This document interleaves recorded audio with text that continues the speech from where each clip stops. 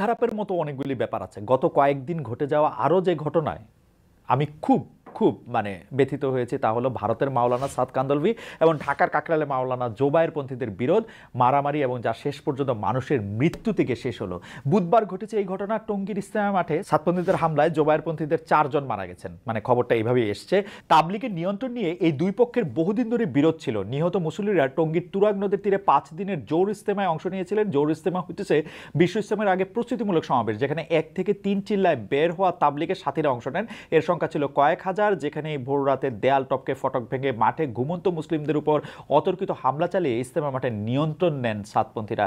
এর মধ্যে জাতীয় নাগরিক কমিটি থেকে সার্জিস হাসনাত আব্দুল্লাহ কাকরাইল মসজিদে গিয়ে জোবায়েরপন্থীদের সাথে আলাপ করেছেন, সাতপন্থীদের থামানোর চেষ্টা করেছেন। তাতে মনে হয় হিতে বিপরীত হয়েছে, কারণ এর কয়েক ঘন্টা পরই হামলা করা হয়েছে এবং মানুষ মারা গেছে। বাংলাদেশে তাবলিগি জামাতের দাওয়াতি কার্যক্রম নিয়ে 2018 সাল থেকে দুটি পক্ষ তৈরি হয়। একটি নেতৃত্বে আছেন দিল্লির নিজামুদ্দিনের মাওলানা সাদ কান্দলভি এবং তার সমর্থকেরা। এই পক্ষ থেকে সাদ কান্দলভিকে বিশ্ব তাবলিগ জামাতের আমির মনে করা হয়।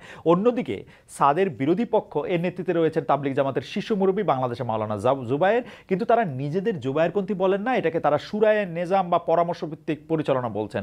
জুবায়েরপন্থীরা আবার মনে করেন সাদ কোরআন হাদিসের অপব্যাখ্যা করেছেন, তাই তাকে তারা আমির মানেন না। এ নিয়ে বিভিন্ন রকম তর্ক বিতর্ক আছে। মাওলানা সাদ এই কারণেই 2018 সালের পর থেকে আর বাংলাদেশে আসতে পারেন না।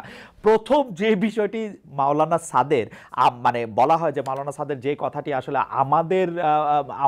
আমাদের অনেককে অসন্তুষ্ট করেছে, সেটি হচ্ছে যে মাওলানা সাদ প্রায় কথাটি এরকম করে বলা যায় যে মাওলানা সাদ বলেছিলেন যে এই কোরআন হাদিসের কথা বলে বা নামাজ পড়িয়ে এটা টাকা নেওয়া যাবে না, বা এটার মধ্যে টাকা নেওয়াটা আসলে ঠিক না। এই কথাটাই নাকি সর্বপ্রথম এদেরকে আঘাত করেছিল বেশি, যারা সাদের বিরোধিতা করছেন তারা। আমি এই পক্ষে বিপক্ষে কোনো কিছুতেই যেতে চাই না, কিন্তু আমি যেটা বলতে চাই, গত বছরের নভেম্বরে ধর্ম আর স্বরাষ্ট্রমন্ত্রী এর একটা সমাধান দিয়েছিলেন যে 2 ভাগে ইস্তেমা হবে, প্রথমে জোবায়েরপন্থী পরে সাতপন্থী, কিন্তু সে পর্যন্ত পৌঁছানোর আগেই যা হওয়ার হইল। তাবলিগি জামাতের আসলে কিন্তু আমার জানা মতে কোনো রাজনৈতিক উচ্চাভিলাষ নাই। তারা কোনো চেয়ার দখল করতে চায় না, কোথাও গিয়ে রাজা উজির হইতে বা সংসদ সদস্য সমন্বয়ক এগুলি হইতে চায় না। তারা চায় ইসলামের দাওয়াত দিতে, নামাজ রোজা বা এরকম রিচুয়ালিস্টিক ইসলামের পাশাপাশি এইটা যে পরিপূর্ণ একটা জীবন ব্যবস্থা তা তারা জানাইতে চায়। তারা পারস্পরিক সাংস্কৃতিক লেনদেন চায়, চলাফেরা, থাকা, খাওয়া অথবা ঘুমানোর বিষয়ে ইসলামে বিশ্বাসীদের নিজস্ব একটা সিগনেচার আছে। তারা এর মধ্যে থেকে নিজেদেরকে পরিচিত করতে চায়, পাশাপাশি একটা কালচারাল মেলবন্ধন যেটা দরকার সেই মেলবন্ধনের ক্ষেত্রেও তারা সেটার চেষ্টা করে। সেই জন্য সাউথ আফ্রিকার তাবলিগ জামাতের লোকেরা অস্ট্রেলিয়া যায়, অস্ট্রেলিয়া থেকে পাকিস্তান আসে, সেখান থেকে ইন্ডিয়া যায়, বিনিময়ের মাধ্যমে একটা একই ছাতার নিচে তারা আসতে চায়। 1926 সালে ব্রিটিশ ইন্ডিয়াতে তাবলিগ জামাত যখন শুরু হয়েছে, এইটা ছিল তাদের প্রধান উদ্দেশ্যের একটা।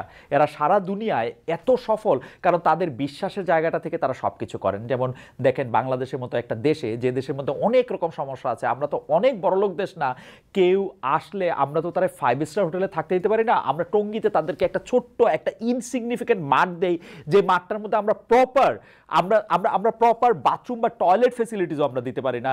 এবং এই মাঠের মধ্যে জমায়েত হয়ে কোনো রকম একটা সভা করা, সেইটা কিন্তু কোনো ধরনের কি বলবো, ইসলামের যে 5টা স্তম্ভ, আপনি হজ করতে যাবেন, এইটা যেহেতু যেটা আপনার ফরজ আপনার টাকা পয়সা থাকলে, এরকম না কিন্তু ঘটনাটা। এইটা বাংলাদেশ থেকে, বাংলাদেশ এটা একটা সাধারণ একটা আয়োজন করে সাধারণ মানুষের একটা জায়গা থেকে, কিন্তু তারপরও যে এতগুলি জায়গা থেকে লোক আসে, সেইটা আসলে এইটা দেখাশোনা এবং মেলামশার মধ্যে থেকে একটা বোঝা পড়ার জন্য, যেখান থেকে সবাই বুঝতে পারে যে ইসলামের পতাকা তলায় থাকলে জিনিসটা কীরকম হইতো। এই যে ইসলামের জন্য এত মানুষের এত স্যাক্রিফাইস, এত কষ্ট স্বীকার, এটা হযরত মুহাম্মদ সাল্লাল্লাহু আলাইহি ওয়াসাল্লামের পথ অনুসরণ করেই। তিনিও আর একটা সাংঘাতিক বৈরী পরিবেশে থেকেও মানুষকে ডাক দিয়েছেন ইসলাম ধর্ম বোঝার জন্য, যে তোমরা দেখো আমরা আসলে কিভাবে খাই, কিভাবে থাকি, অন্যদের সাথে আমাদের সম্পর্ক কিভাবে তৈরি হয়, মোট কথা কিভাবে জীবনযাপন করি, কীরকম কাপড় পরি, কীরকম ব্যবসা করি, দেখো আসো এগুলি নিয়ে কথা বলি। এই যে পারস্পরিক কথাবার্তা, এই যে দাওয়াত, এইটা অনুবাদ করতে গিয়ে তাবলিগে জামাত সারা পৃথিবীতে ঘুরছে। তারা ঘর বাড়ি, নিজস্ব ব্যবসা বাণিজ্য, চাকরি ফালায় বা কোনো সময় নিজেদের অনেক কাজের সময় তার আর পরিমাণ অ্যাডজাস্ট করে হলো তারা এই জিনিসগুলি করতেছে। অথচ এই যে সাতপন্থী আর জোবায়েরপন্থী মারামারি, কে ওয়াজ করবে আর কে আখেরি মোনাজাত করবে, এই নিয়ে কারাকারি, তাবলিগি জামাতের স্পিডের সাথে এটাতে একেবারেই খাপ খায় না। এখন দেখেন কে এইটার মধ্যে ওয়াজ করবে, কে আখেরি মোনাজাত করবে, এটা নিয়ে যখন দুইটা পক্ষের সৃষ্টি হয়েছে, আমাদের কি উচিত হয়েছে এই বিভেদের আগুনে আরও তেল ঢালা? নাকি এইটা কিভাবে থামানো যায় সেটা দেখা। আমরা টঙ্গীতে একটা ছোট মাঠ দিছি, শুধু এমন একটা মাঠ, আমি আগেও বলছি যে এটা আসলে ফরজ ইবাদতের জায়গা না, মানে এটা তো মক্কা না, এটা তো কাবা শরীফের লোকজন হজ করতে যাবে, ইসলামের 5টা স্তম্ভের একটা, অনেক ফরজের একটা, তা তো না। যথেষ্ট টাকা থাকলে হজ আদায় করতে হবে বাধ্যতামূলক, তা কিন্তু না। অথচ এই যে গরিব একটা দেশ, এখানে বাতাস দূষিত, যানবাহনের সংকট, জীবনের ঝুঁকি, সেখানে ফরজ ইবাদত না হওয়া সত্ত্বেও মানুষ সমবেত হইতেছে সারা দুনিয়া থেকে আইসা, সেখান থেকে মানুষ ওয়াজ শুনতেছে, আলোচনা শুনতেছে, পরবর্তী দিনে করণীয় শুনতেছে, বর্তমান সময়ের আলাপ শুনতেছে, আমরা কিভাবে চলবো, থাকবো, পড়বো, খাবো, এগুলির নির্দেশনা জানতেছে। এই জায়গাটার মধ্যে আমরা কি এই বিভেদ সৃষ্টি করতে করতে 4জন মানুষ মাইরা ফেলবো? মারা গেছে কিন্তু 4জন লোক, 4জন মানুষ আমরা মাইরা ফেলবো? কি প্রতিষ্ঠা করতে আপনারা তাদেরকে, তাদেরকে মেরে ফেলা হলো বলেন তো? আপনারা কি জন্য তাদেরকে মারলেন আমার একটু বলেন তো? এটা কি যুদ্ধের ময়দান? সাদকে, জুবাইরকে, এর মধ্যে আবার কে সাদপন্থী, কে জুবাইরপন্থী, কোত্থেকে এইগুলি আমাদের কাছে এত মারাত্মক ইম্পর্টেন্ট হয়ে উঠলো? মানে এটা কি সবাই খেলা? মানুষের প্রাণ কোনো অর্থ বহন করে না? এটা Brazil, Argentina, Abahani, Mohammedan, BNP, Jamaat, আমরা কি প্রতিষ্ঠা করতে চাইলাম? এটা আমার মনে হয় এক্ষুনি এই মুহূর্তে, মানে গতকালই করা উচিত ছিল, তবু এখনো সময় শেষ হয়ে যায় না। এই মুহূর্তে এই ধরনের কোনো বিভেদের মধ্যে আর থাকা উচিত না, এই বিভেদ পালা উচিত না। কারণ দেখেন, জহির রায়হানের সময়ের প্রয়োজনে গল্প পড়ছিলাম যে আজকে থেকে 3.5 দশক আগে হয়তো, যে দেশ একটা ভৌগোলিক ব্যাপার, 3 প্রজন্ম আগে পরে আমরাই কি বলতে পারবো কোনটা দেশ কোনটা বিদেশ? কিন্তু কিছু জিনিস তো থেকে যাবে, তাই না?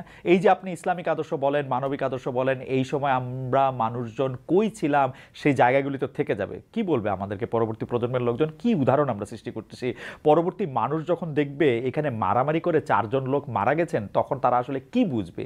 কি নিয়ে মারামারি হইলো এখানে? আপনারা কি নিয়ে ফাইট করতেছেন বলেন তো? জনাব সাতপন্থী এবং জনাব জুবাইরপন্থীরা কি প্রতিষ্ঠিত করতে চাইতেছেন? কতটা প্রিয় হয়েছেন আল্লাহর? কোন ইসলাম প্রতিষ্ঠিত করতেছেন আমার একটু বুঝান তো, কোন ইসলাম আপনারা প্রতিষ্ঠা করছেন?